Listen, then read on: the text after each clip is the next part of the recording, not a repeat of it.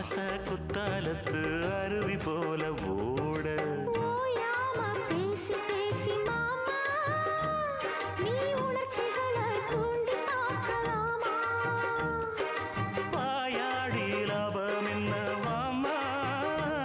நீ விஷயங்களை ஆற போடலாமா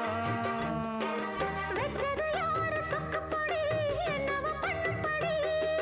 சொன்னத கேளு கண்ணுமணி சொந்தமும் பந்தமும் வந்ததடி சொல்லிக்கொடு சொல்ல சொல்ல கத்துக்கிறேன் விட்டுக்கொடு